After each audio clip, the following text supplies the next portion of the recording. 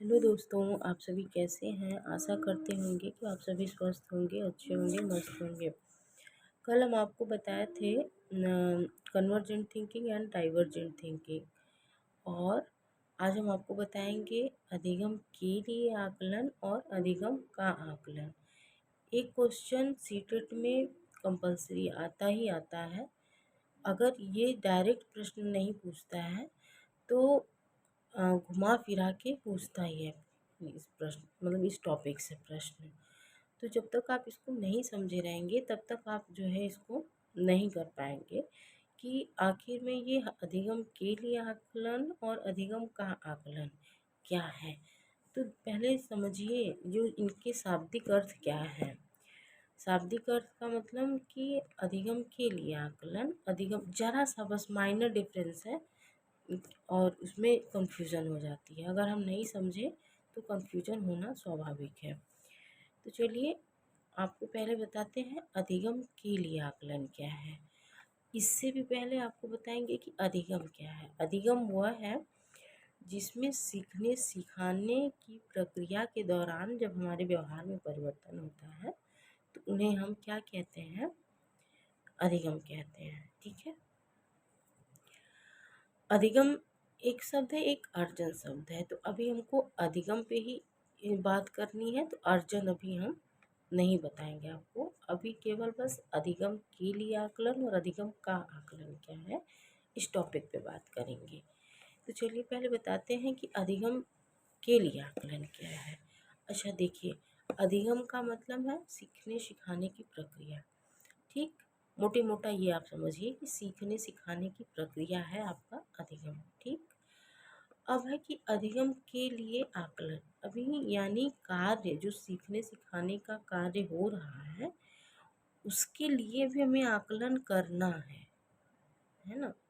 अधिगम के लिए यानी कि अभी जो सीखने सिखाने की प्रक्रिया चल रही है, यानी कि कार्य अभी पूरा नहीं हुआ है, अभी कार्य चल रहा है, उस बीच में हमको सुधार करनी है, उस बीच में हमको सुधार करनी है। तो अभी जो है कार्य चल रहा है, सीखने सिखाने की प्रक्रिया चल रही है, उसमें हमको क्या करना है, उसमें हमको सुधार करना है।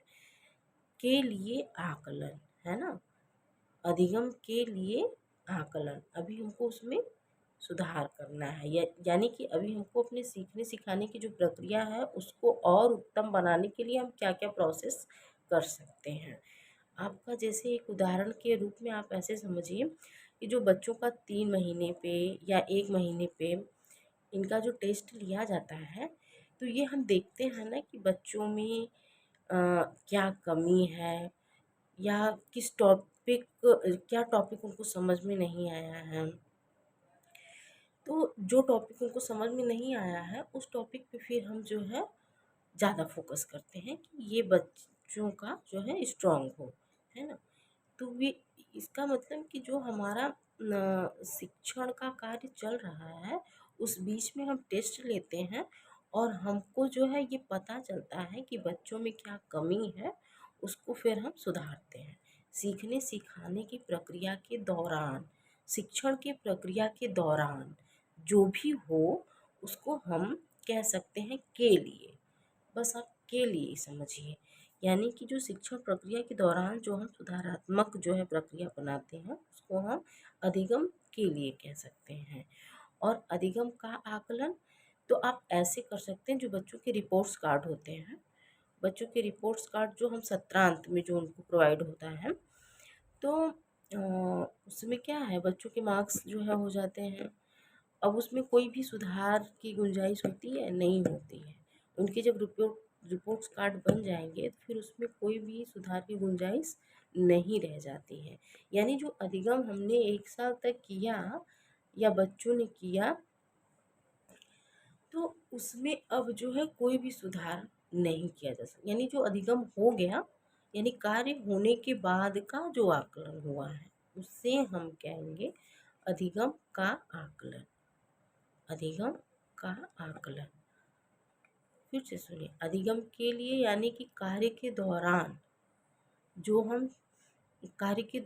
जो हम शिक्षण प्रक्रिया को अपने कि बच्चों का देखते हैं कि बच्चे किस टॉप, या ऐसे ही समझिए ना उदाहरण के रूप में कि जो हम एग्ज़ाम बच्चों का होता है 2 महीने पे, 3 महीने पे, तो उनका परीक्षण जब हम लेते हैं तो हमें पता चलता है ना कि बच्चों को कौन-कौन सी टॉपिक अ, समझ में आई अच्छे से, कौन से टॉपिक नहीं समझ में आए।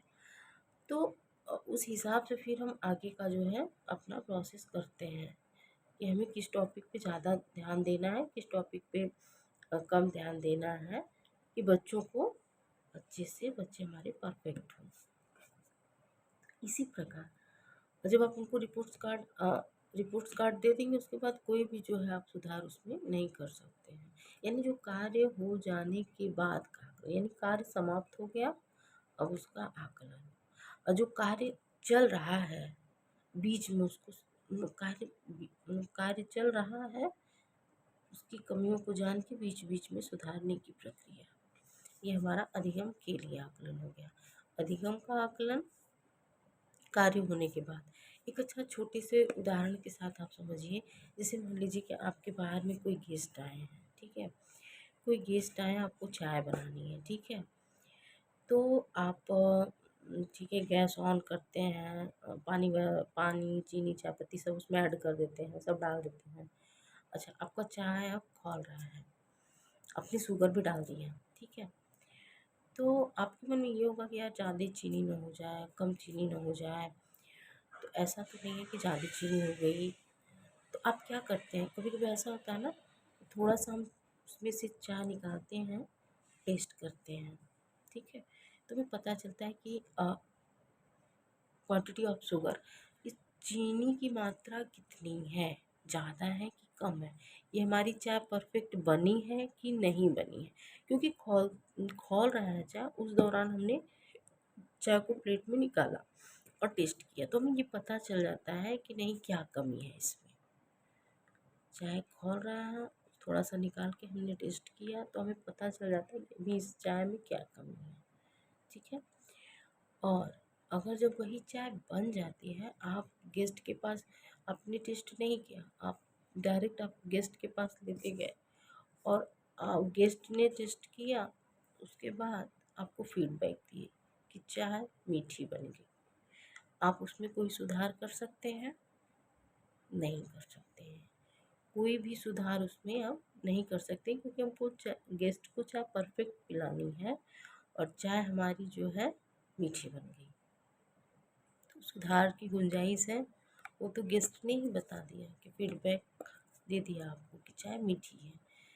तो यानी कि जो कार्य हो जाए उसके बाद, मतलब उसमें सुधारने की कोई गुंजाइश नहीं होती, वो अधिगम का आकलन होता है। और जब चाय खौल रहा है, जो आपने टेस्ट किया वो के लिए हो गया। चाय खौल रहा है, उसी दौरान आपने चाय को एक प्याली में लिया और टेस्ट किया, तो आपको ये पता चल जाता है कि चाय में चीनी कैसी है, क्या कमी है। तो कमी को आप सुधार सकते हैं उसी टाइम, ठीक। आशा करती हूँ ये टॉपिक आपको समझ में आ गई। अगले टॉपिक को फिर बताएंगे अगले वीडियो में।